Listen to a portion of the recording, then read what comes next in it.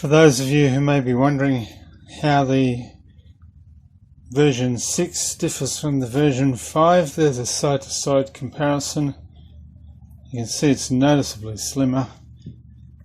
What we've done is taken these buttons that are at the side and moved them top and bottom. And these two are now these two. So we've narrowed it down quite significantly.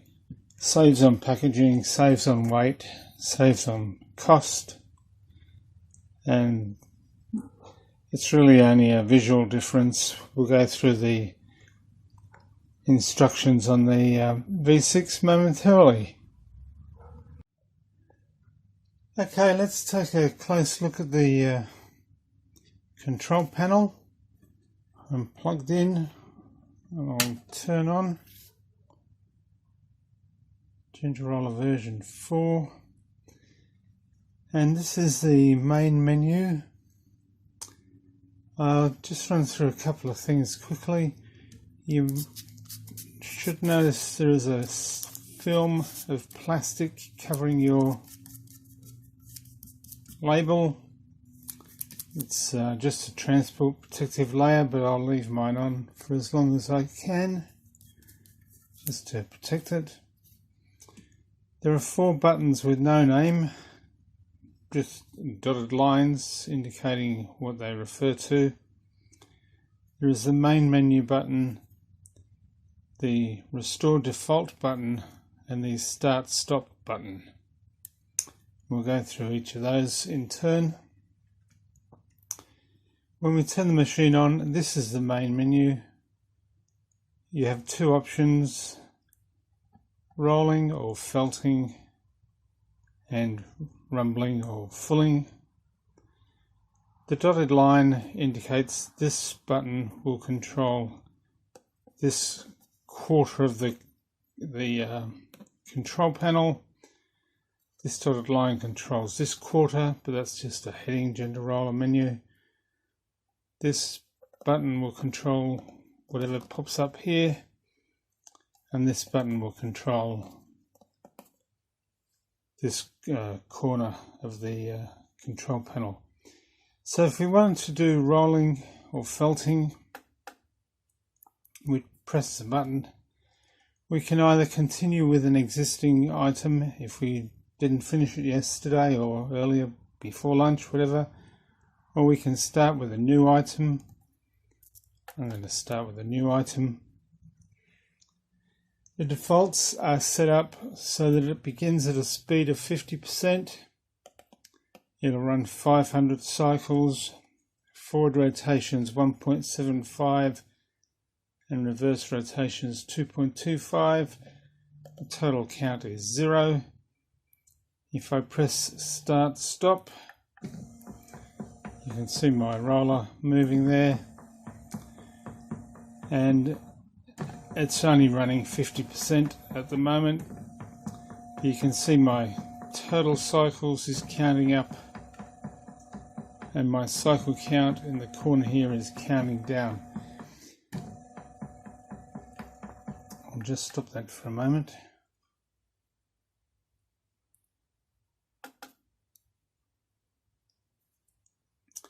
If I want to change any of these operations, I simply press the button and my forward is 1.75. I can adjust it down by 0.25, or I can adjust it up by 0.25. I can go back, which will take me back to the menu. I can change my cycles. Joni usually only operates at 250 cycles per time. So there's my 250. I can change my reverse. I can go up, minus down by 0.25. I can go up by 0.25.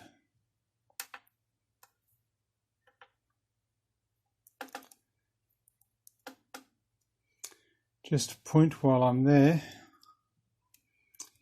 It's best not to have these set at the same number, because if they're set at the same number, then every time the roller stops and changes direction, it'll be stopping and starting in the same location every time.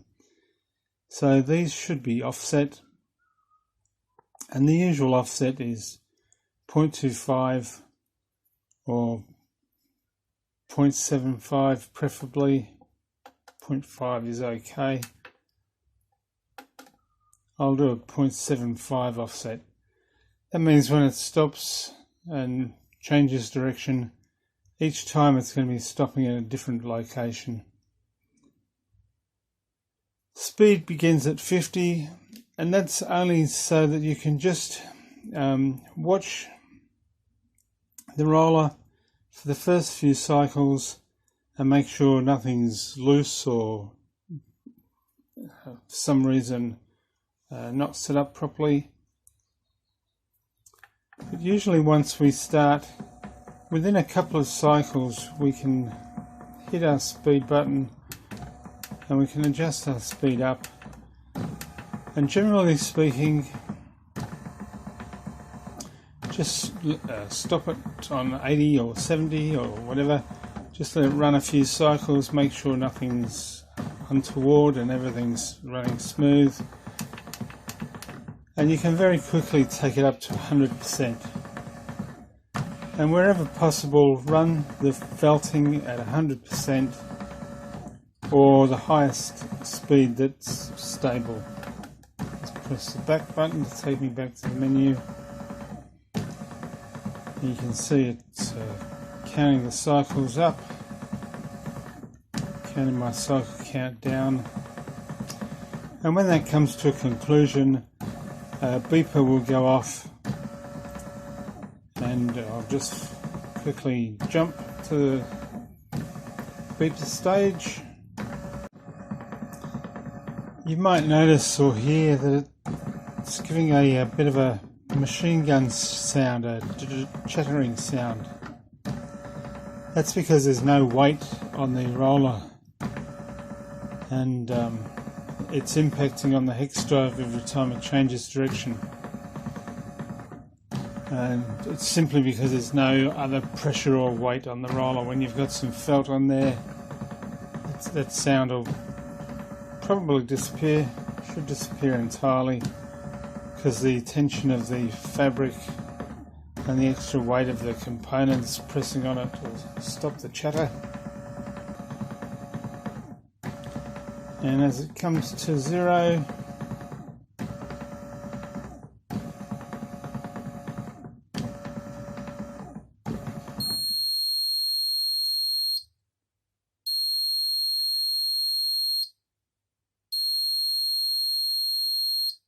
there's our alarm beep.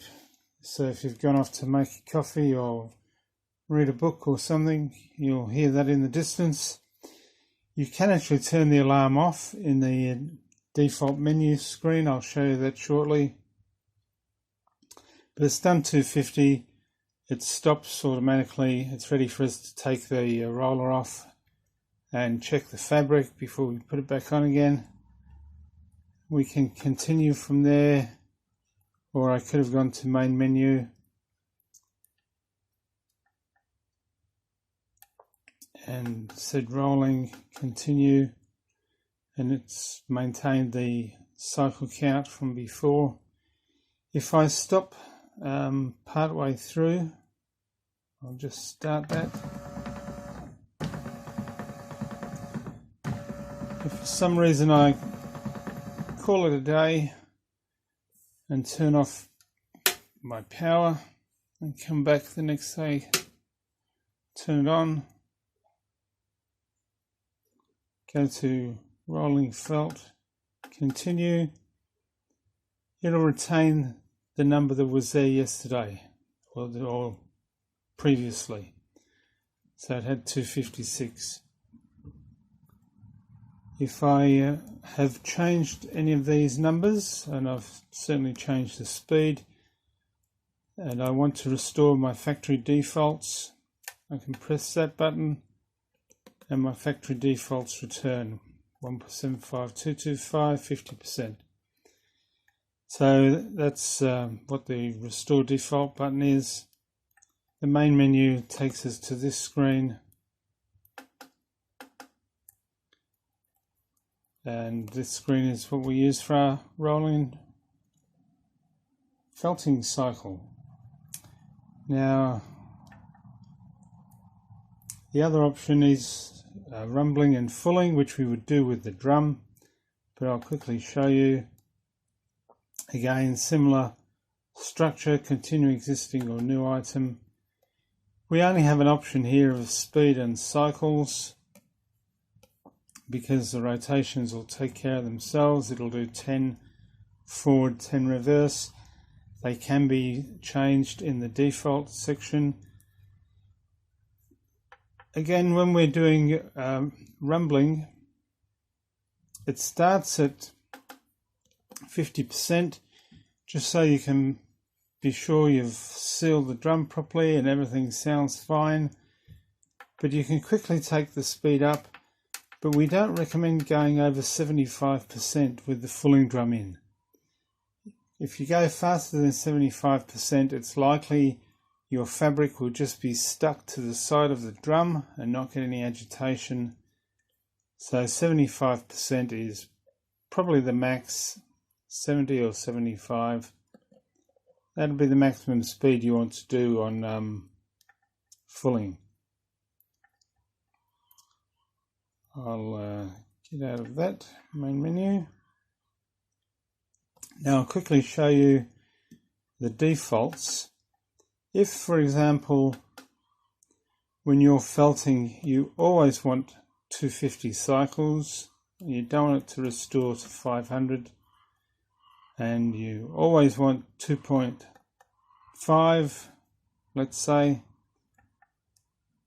I can go into the defaults holding down the right hand button, top right. I'm in my defaults menu, press next. I can change language, but I'm not going to. I'm going to leave it in English. Press next. I can enable the buzzer, yes or no.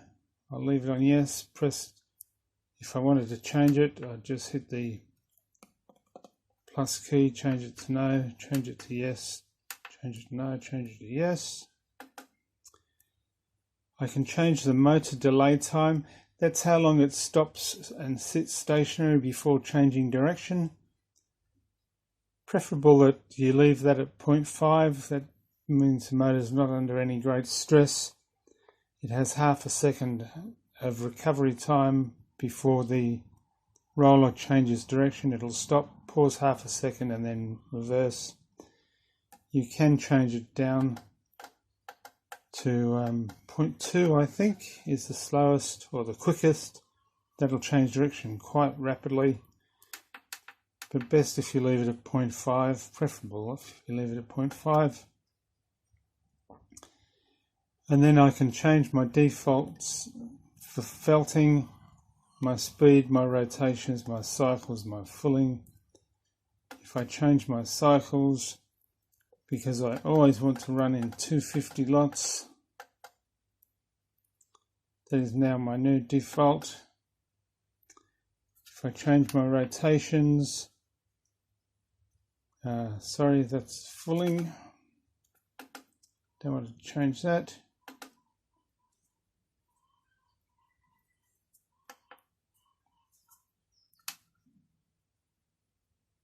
Just jump back into the defaults menu.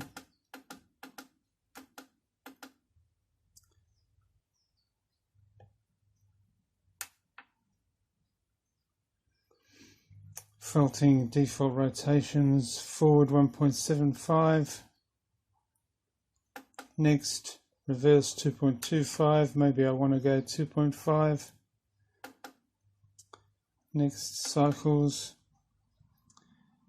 It's completed its options, so it's now looking at fulling speed. I'll leave that alone. Fulling rotations, forward and reverse, 10 each way. Fulling cycles, 250. Change that in lumps of 20.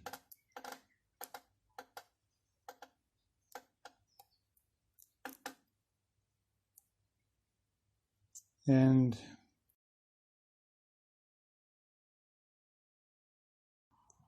just hit the main menu key when you want to get out of the default cycle. And if I go to felting, new item, it's now got my new defaults that I put in, 250 and 2.5. If I go to fulling, go to new item, has my new default of 210 that I put in. And when I restore defaults, that's what it will restore to. They are my new defaults. So you can change the setup to suit your own needs. I'll talk or describe elsewhere